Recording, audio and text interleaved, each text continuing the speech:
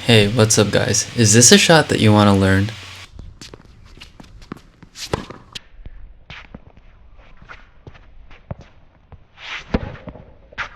In this video, I'm going to go over the basics of an attacking inside-out forehand, as well as one of the biggest things that I think most people struggle with when it comes to this shot. And in the very end, I'm going to show a drill that'll help you with that concept, so stay tuned.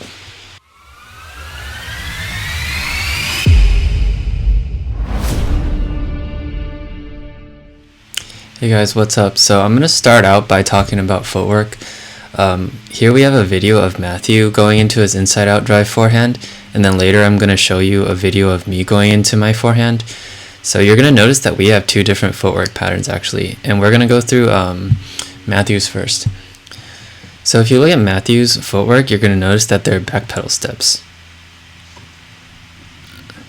So you're basically just backpedaling, you're just running backwards fast. Okay, and that's the footwork. Okay, that one's more of a side shuffle crossover, but you're gonna see a lot that, yeah, he has those back pedal steps. Okay, and then so here we have my steps, and they're gonna be a little bit different. You're gonna notice that there's a little bit more bounce to them. Forgive the missed balls, they get a lot better later. You see there's like more of a, so I would describe mine as more of a crossover side shuffle while facing, while like going backwards basically.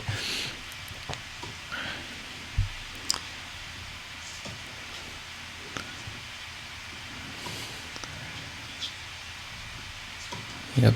Yeah, they're getting better now.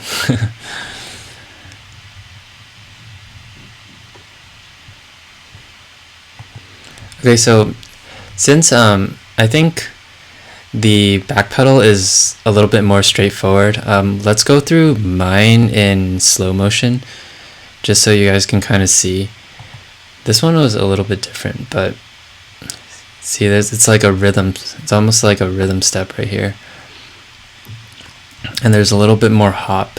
I like this because when I land, I feel like I can really load off the ground, right? But both ways are okay. There's not just one footwork, but there are certain components that the footwork will let you do, which I'll explain later. Let's go through a couple more of mine.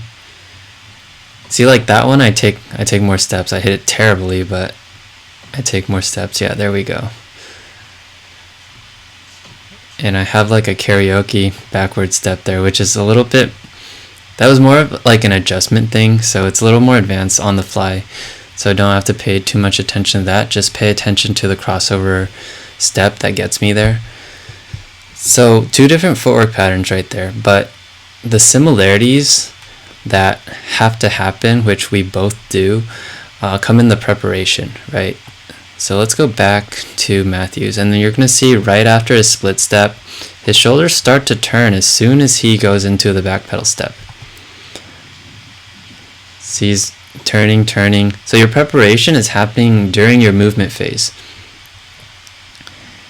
And this is very important because especially in all strokes it's important, but especially inside out forehand, you're moving backwards and you're covering in a way that's maybe not as natural.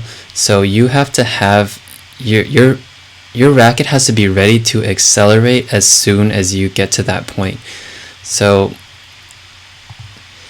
you see, if he starts getting prepared like right as he lands or right on his final step, there's no way he would be able to time this ball consistently. And you can see same thing with me right here. As soon as my split step and I'm making the crossover steps, shoulders already turned as it's happening right away. So with the preparation, you'll see around the same rhythm, even though we have two different footworks. I wouldn't say that there's one better footwork, and there's no, like, both are right, both are usable. They're just pros and cons to both. You can try both and see which one you're more comfortable with. For me, I like pushing off the crossover because I feel like I get a really good speed and explosiveness off the first push.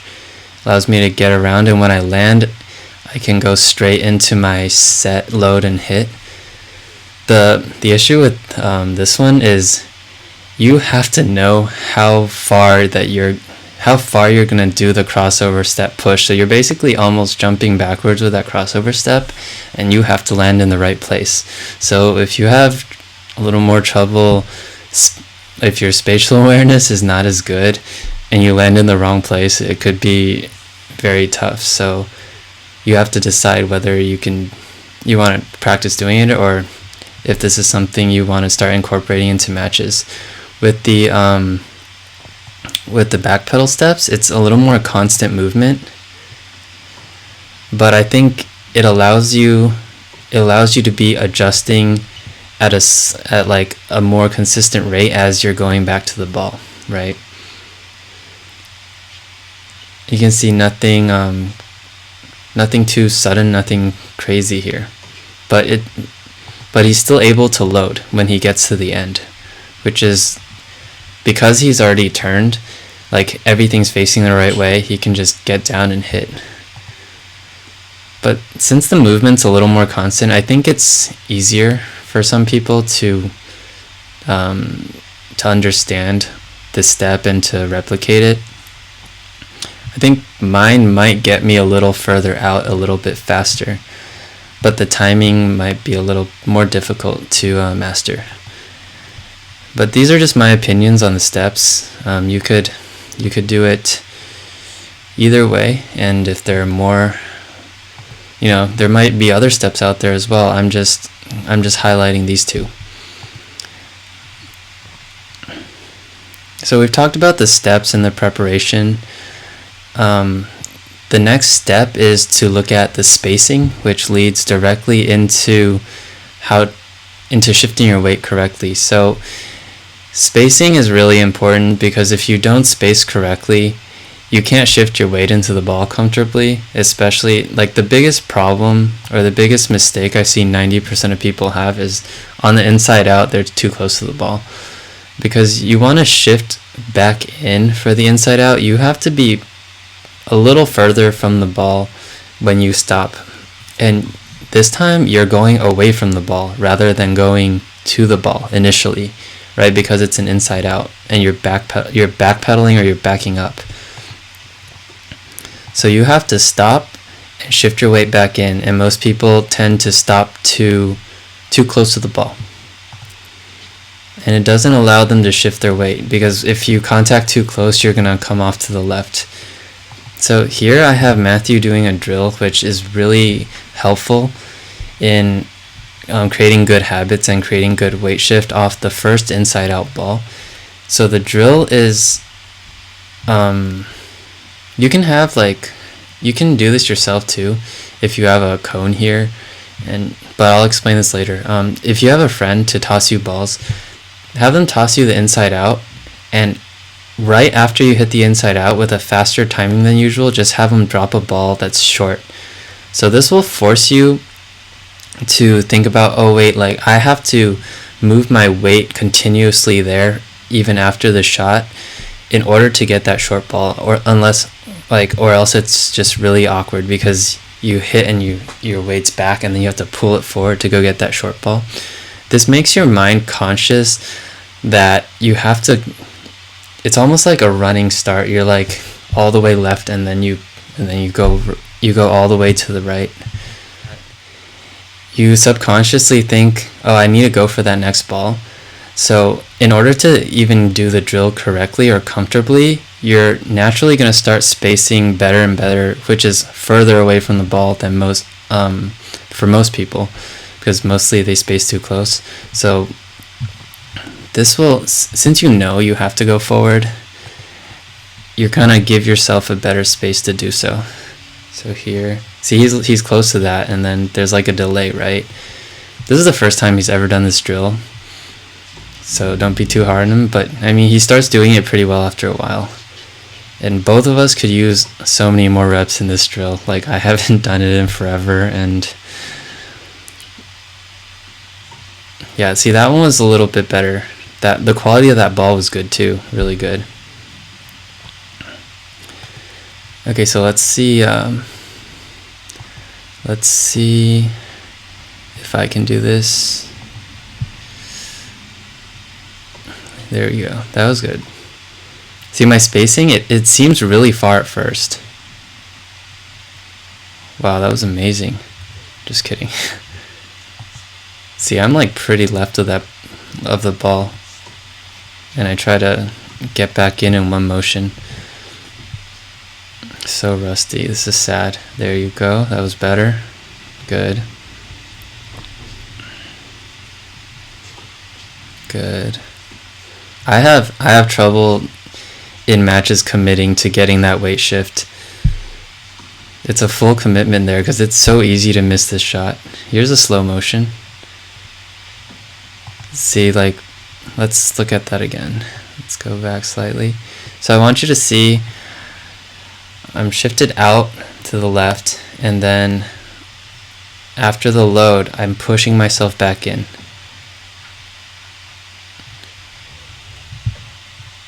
So the degree of how much you can get yourself back in will of course depend on how early you are to the shot, how well you can, or how far the shot was as well.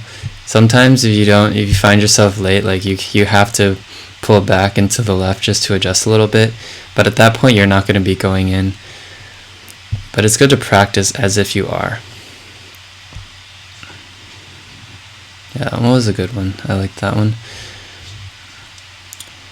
So if you're by yourself and you don't have anyone to really practice this drill with, you can toss yourself the ball to the left.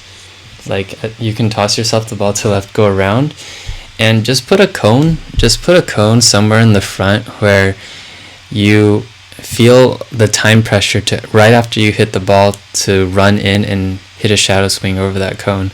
I mean, if with limited resources, that's the best we can do there, right? But we just want to replicate that urgency to shift your weight in the correct way. It's a little at least for a lot of people who aren't so familiar with like having a good attacking game, they tend to pull up and be close and like wipe early and stuff like that for shots like this, because yes, it's really easy to miss this shot. So you need to the pulling up and everything, I would say, is kind of like a reaction. You're trying to kind of force the ball in with a little bit more spin with your body. It's kind of like a cautious habit that a lot of people have to try to manipulate the ball in, but the downside of that is you lose a lot of power and you lose good contact with the ball. Okay, so let's just look at some from the front view. Okay, so here I have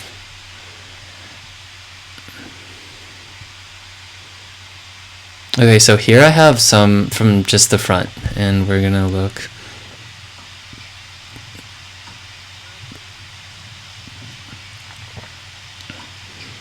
Same with my crossover steps. Let's look at that again. I missed that one, but see, my body's always coming back kind of towards the middle of the court at the end.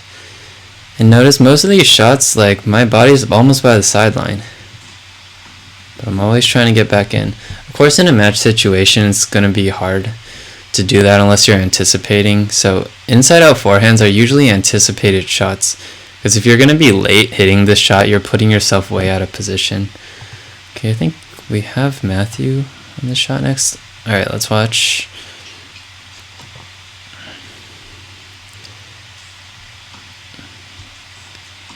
Yep. I said to let the racket extend a little more there, and he does a lot better. That one was good. That one was really good.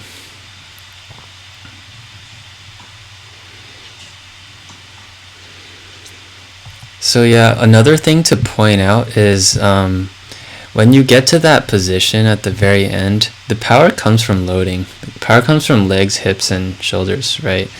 Racket speed really comes from everything working together. So be cognizant of that, because some people spend a lot of time trying to make their rackets go really fast with just their hands, and even if their strokes may look like a pro's, the same muscles are not activating, and that's the key to having a good effortless looking stroke. Okay, so I hope I gave you guys some tips that you didn't know. Hope you guys learned something today, and please excuse me missing a bunch in the beginning, because I don't know, it's getting a little warmed up, but I think I redeemed myself at the end. Started to feel better anyway.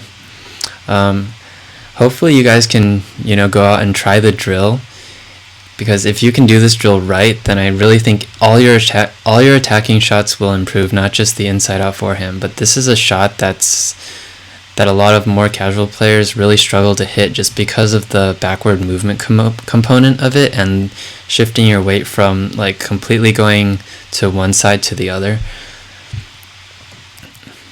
Alright, so that's what I got for today. Hopefully you learned something, and let me know down in the comments what you think. I'm open to making videos about subjects that you guys want. I'm also obviously gonna, if I suddenly think of something when I'm teaching, like this will be good for people to know, I always try to post good content about that. And don't forget to like and subscribe, and as always, peace out, have a good day.